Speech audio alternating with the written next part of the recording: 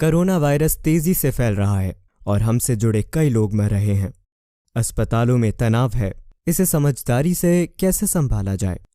तो मैं ये आप पर छोड़ रहा हूं कि आप लोगों की किस तरह मदद करना चाहेंगे ताकि वे ठीक से सोच सके और उनकी भीतरी शक्ति सबसे अच्छे रूप से उजागर हो, ताकि वे डर को खत्म कर सकें और बहादुर बनकर आत्मविश्वास से भर जाएं। मैं वर्तमान समस्या को छोटा बताने की कोशिश नहीं कर रहा। हाँ, ये एक बड़ी समस्या है। भारत में स्थिति वाकई भयंकर है। अब हमें इन दोनों चीजों में से एक चुनना है।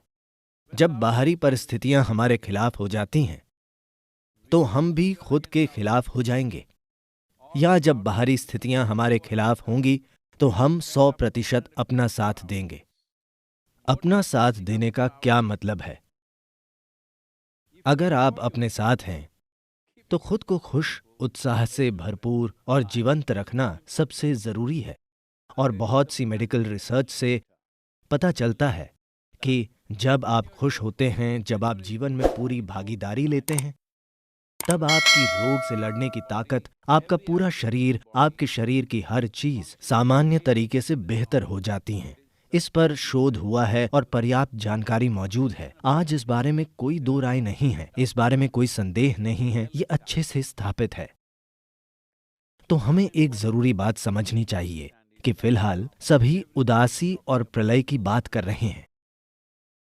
उनका तर्क ये है कि कई लोग दुखी हैं तो मैं भी वैसा ही बनकर दुखी हो जाता हूं। ये कोई हल नहीं है। आपको अपना मन बनाना होगा कि आप समाधान का हिस्सा बनेंगे या फिर समस्या का। अगर 10 लोग दुखी हैं और आप भी दुखी हो जाते हैं तो आप समस्या का हिस्सा हैं। अगर 10 लोग दुखी हैं और आप किसी तरह से उनके और अपने लिए माहौल को हल्का बना पाएं तो आप एक स्तर पर समाधान का हिस्सा हैं। सबसे बड़ी बात यह है कि दुर्भाग्य से आधुनिक जीवन ऐसा हो गया है जिसका पृथ्वी से कोई संपर्क नहीं है। प्राकृतिक तालाबों, नदी, समुद्र से हमारा कोई संपर्क नहीं है। प्रकृति के 5 तत्वों से कोई संपर्क नहीं है। सभी एक बॉक्स में रहकर काम कर रहे हैं जो हमेशा 70 डिग्री सेंटीग्रेड पर, मेरा मतलब है 70 डिग्री फ़ारेनहाइट के आसपास होता है।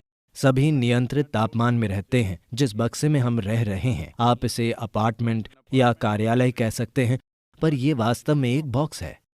तो अब वायरस आपकी जीवन शैली को बदलने की कोशिश कर रहा है। आप सभी की ये शिकायत थी। अगर आप बेंगलोर या दिल्ली में काम कर रहे हैं तो आप हर दिन शिकायत करते थे कि ऑफिस जाने आने के लिए आपको 1.5 से 2 घंटे तक ट्रैफिक में सर्कस करना पड़ता है। अब आपको उससे मुक्ति मिल गई है, तो लगातार शिकायतें मत कीजिए। शिकायतें करने की कोई जरूरत नहीं है, बस हमारी जीवन शैली बदल रही है। हमारे जीवन को हमें जिम्मेदार और सचेत व्यवहार से बचाना होगा। हमारा जीवन बिल्कुल नहीं बदला है, बस हमारी जीवन शैली बदल रही है। पर अगर आप जीवन शैली को ही जीवन मानते रहे हैं तो आप जरूर दुखी होंगे। तो आइए हम इस समझ को विकसित करें। आप क्या पहनते हैं, क्या चलाते हैं, कहाँ रहते हैं, इसका महत्व नहीं है। आप अपने भीतर कैसे रहते हैं, यही महत्वपूर्ण है। और फिलहाल ये महामारी हमें सिखा रही है, हमेशा ऐसा ही रहा है, लेकिन ये महामारी इसे उजागर कर रही है ताकि आप ये तय कर पाएं कि आपका जीवन महत्वपूर्ण है या आपकी जीवन शैली महत्वपूर्ण है। जीवन शैली तब महत्वपूर्ण हो जाती है जब हम किसी दूसरे से तुलना करते हुए जीते हैं। जब आप किसी और की तुलना में थोड़ा बेहतर जीना चाहते हैं, आप किसी दूसरे से अधिक पाना चाहते हैं, आप हर तरह से बेहतर होना चाहते हैं, आपके आसपास के लोगों से बेहतर। Let's leave this silly way of existence.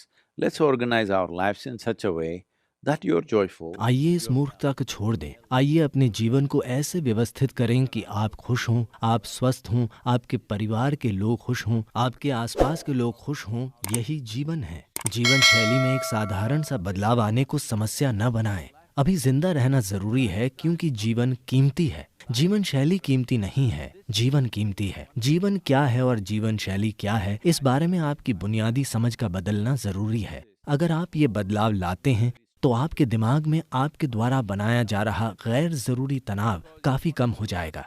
क्योंकि आप रेस्टोरेंट नहीं जा सकते, वो बंद है, आप यात्रा नहीं कर सकते, वो भी बंद है, आपके खर्चे कम हो गए हैं। अगर आप कम कमाएं तो भी ये वाकई कोई समस्या नहीं है।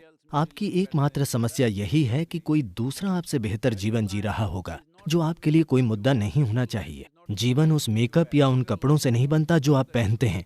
जीवन उस कार में नहीं है जिसे आप चलाते हैं। जीवन बेहतर तब होता है जब आप अपने भीतर बेहतर जीते हैं। अगर ये बुनियादी प्राथमिकता आप बदल दें, महामारी के लिए नहीं, अपने लिए, वायरस की वजह से नहीं, अपने फायदे के लिए, यदि आप ये बदलाव लाते हैं तो आप देखेंगे कि महामारी से जुड़ी कुछ समस्याएं और मुद्दे हैं। समस्या ये है कि लोग अपनी जान गंवा रहे हैं, सिर्फ यही समस्या है, वरना ये कोई समस्या नहीं है। दुर्भाग्य से लोग अपना जीवन खो रहे हैं क्योंकि कोई देश इतना काबिल नहीं है कि अपनी पूरी आबादी या जनसंख्या के एक बड़े हिस्से को हॉस्पिटल में भर्ती कर सके। तो महत्वपूर्ण बात यह है कि किसी भी तरीके से हमें संक्रमण हो सकता है। जरूरी ये है कि जितना हो सके उसे खुद से दूर रखना। इसीलिए टीकाकरण अभियान बहुत महत्वपूर्ण है।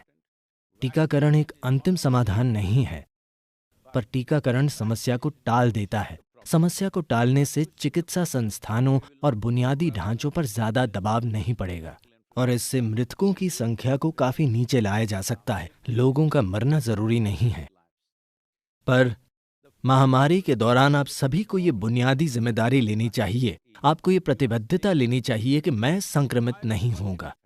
इसके लिए मुझे जो कुछ भी करना पड़े मैं करूंगा, पर अगर इन्फेक्शन होता है, मैं किसी तरह संक्रमित हो गया, तो मैं ये पक्का करूंगा कि ये किसी दूसरे तक न जाए। इतनी प्रतिबद्धता आपको लेनी चाहिए। मैं ये इसलिए कह रहा हूं कि इस महामारी की एक मुख्य और सरल बात यह है कि ये चूहों द्वारा नहीं फैलती, ये एक मच्छर द्वारा नहीं फैलती, ये किसी दूसरे पक्षी या जानवर या किसी और द्वारा नहीं फैलती, ये इंसानों से फैलती है। क्योंकि सिर्फ हम इस वायरस को फैलाते हैं, तो सबसे सरल समाधान ये है कि हम कुछ प्रोटोकॉल बनाए रखें ताकि हम इसे न फैलाएं। अगर आप वायरस नहीं फैलाते तो बात खत्म। अगर हर नागरिक ये कदम उठाता है तो बात खत्म।